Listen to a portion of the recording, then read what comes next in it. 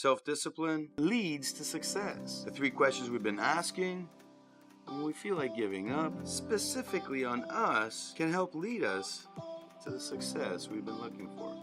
Let's talk about it. Roll it.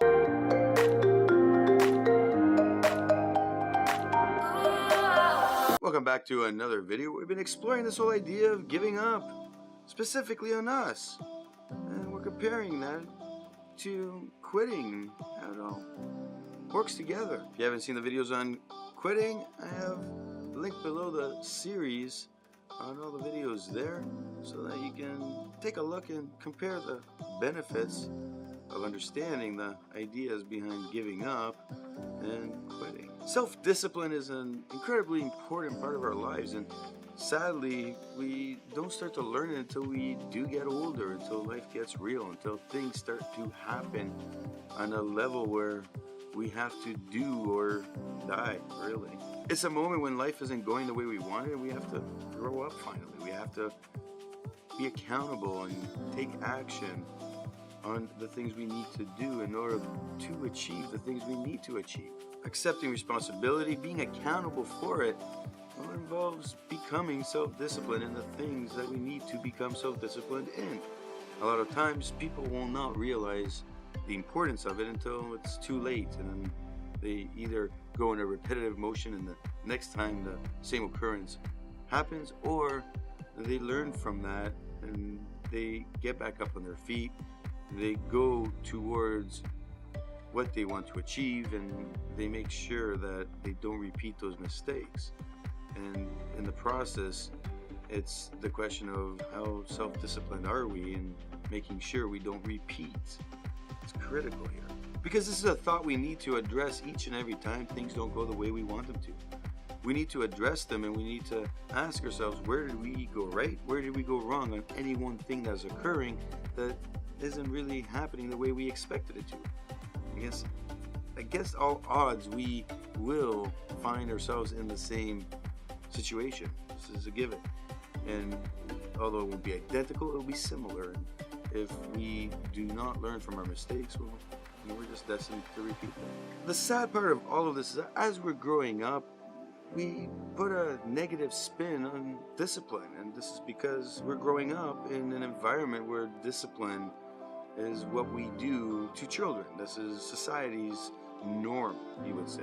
So whenever we did anything wrong when we were young, we would be disciplined, and it was always in accordance to what we did, the level of wrong that we committed, stupidity, you would say sometimes when we were kids, that we're not really thinking, we're not aware of the wrong we're doing, we would still get punished for it.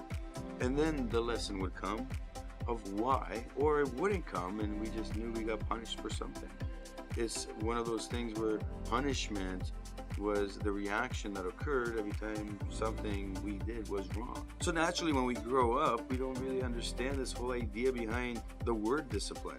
We don't understand that self-discipline is us being able to structurally visualize what we need to do in order to achieve and commit to it. When we say, yes, we will commit to it, be accountable and 100% responsible for our actions. Because this is the real essence in it. When you are feeling like giving up, what ends up occurring? Well, you've gone through the 3 stages that the questions address. The first question being that emotional stage. What is going on? Why are your emotions in turmoil? What has happened or what has been happening?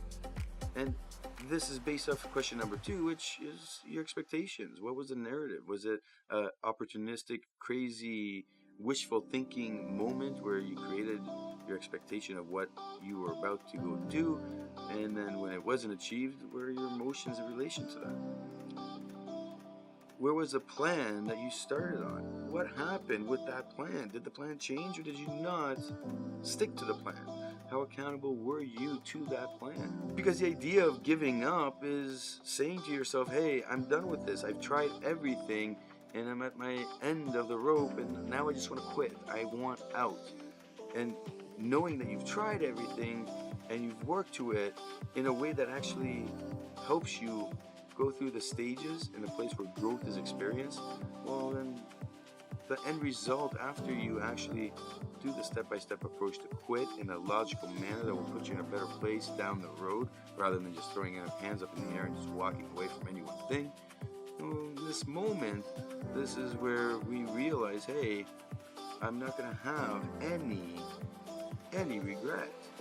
And this is why you're in a better place, because you can start over something new, or maybe the same thing but in a different way, such that you can actually move forward knowing that you don't have any regrets for the past. You can just start learning from your lessons of the failures you experienced or the mistakes you made, and off you go. The goal is that when you're in question number 2 and you're more in line with what you believe, and you've taken into account all the things that happen, you've put them aside, you start focusing on your beliefs, on your inner self, knowing what are your life principles, what are your values, and how do these all match up to the things that you've been doing and the things you want to do. How do we take all this and create a new plan? A new plan where you will be accountable for it. And you will say, I will give myself a timeline of, say, 2-3 months to give it one last go in this moment. And in this moment, I'm going to look at my expectations of what is possible. I will create a new plan, and I will create that accountability factor in a form where I become more disciplined, making sure I achieve the little baby goals to get me to where I need to go.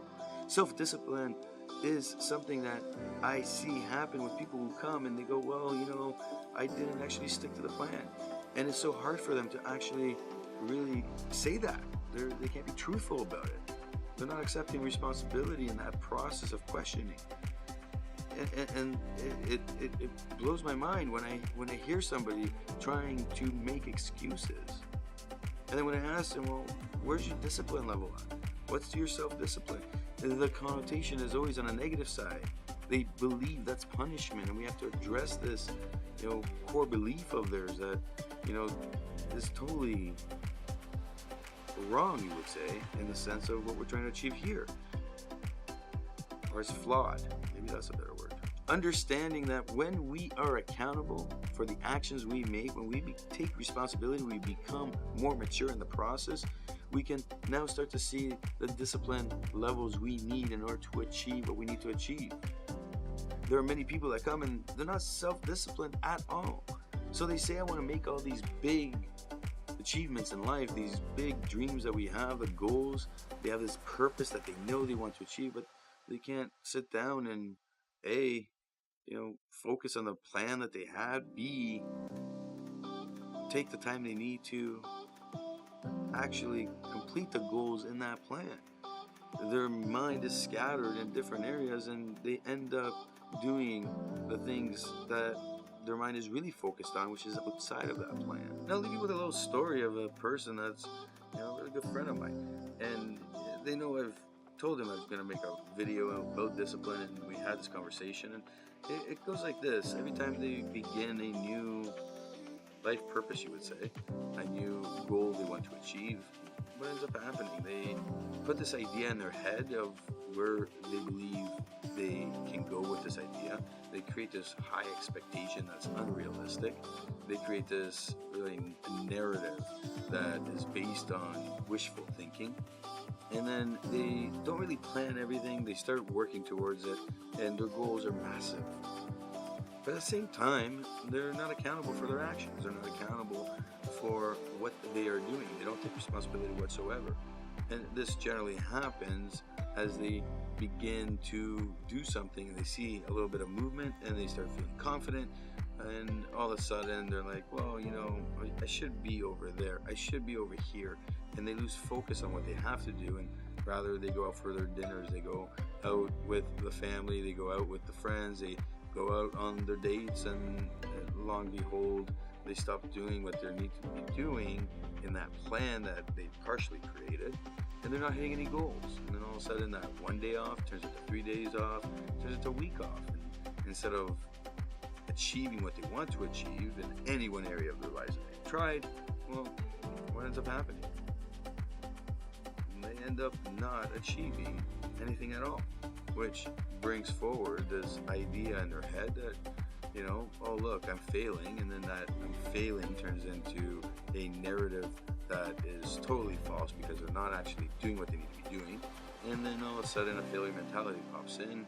This thing that they were doing turns into a longer period of delay, a couple months to 6 months sometimes, and then all of a sudden when they feel that they've totally failed, well, now they're in this giving up mode, and they go through another 6 months before totally throwing their hands up in the air and walking away. When we address this from a perspective of self-discipline, well, they take it too hard, like I'm being mean. I'm just telling them with all out honesty, look, like, you're not self-disciplined. You should be working and you're not. And then you've created these big, over the and above goals that aren't achievable, especially when you can't be doing this. You're not doing anything. That 5 hours you need to spend on a day to do your YouTube, well, you only do like 10 minutes, and then you go, oh, I'll do a video the next day. I'll do another video, maybe next week. Oh, wait, and then you have no videos for the month, and you want to be a YouTuber. It makes no sense. My example is I'm making this video. It's, at the time of the recording, 1:40 in the morning. I had a long, busy day, and I said I would commit to a video a day, and even though it's past the midnight mark, I'm still going to pump this video out. Because my goal was that, and until I plan otherwise and make changes, I'm gonna do this. I've committed to it. I'm become disciplined in making sure that this occurs. I'm accountable for it. I'm responsible on doing this. It's for the sake of what I'm trying to achieve, and it's for the beliefs I have created for myself. It's really habits that I've placed into the sequence of events that I'm doing, and everyday needs and requirements that I have to make sure I meet in order to achieve my goals. Now, am I the most self-disciplined person in the world, and can I compare myself to my friend? No. Everybody is different. Nobody is perfect. And yes, sometimes it is hard. Like, my goal is to pump out the videos before midnight every day. But sometimes things happen. You can't achieve everything 100%, and you can't beat yourself up about it, but you need to start to look at yourself from a perspective of who is responsible. And the only person that is responsible in any one thing you are trying to achieve is you. Giving up on yourself is the idea of really not taking responsibility for the things you needed to do, not being accountable for them, and really not being self-disciplined.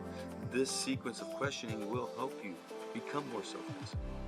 It's that learning moment where you say, hey, you know what, if I repackage everything in my mindset, make a plan and stick to it, I will become more self-disciplined. This is what occurs when we start to work towards this in this way, where we are accountable and responsible for our actions. I rambled on a little bit longer than expected, but I had to put on this example so we can really see the difference there. We have to address this idea of, hey, we aren't perfect. We are continually growing. And if we're not growing, well, there's something there that we need to make a change to immediately, because it really puts us in a place of failure mentality when we're not seeing growth, when we're not seeing this progress that we need to make as human beings. So really take some time on what I said today. Take some time and look at yourself. Ask yourself, what are you doing? How are you being accountable? How are you being responsible to the things you need to be doing? And where's your self-discipline at? Is this something that you need to work on? I encourage you to research more on self-discipline, to find more on this. I will make more videos as we go on this topic. It's critical that we get our minds away from this idea of being punished when we hear that word of being disciplined and doing the things we need to be doing. It's for us to succeed. It's for us to find ourselves in that path of that purpose. It's us to use our integrity to make the right decisions at the right time. My name is Nikos Rentas. This is mentorsapproach.com. Hit that like button if you like what you see. Of course, hit the subscribe button to get your daily motivational idea to get you moving in the right And of course, leave your comment below. Leave your story. Have you experienced this? What did you do? What worked, what didn't? Because who knows, somebody might be reading this comment you write below, your life story, and they might relate more to you than me. And you might help change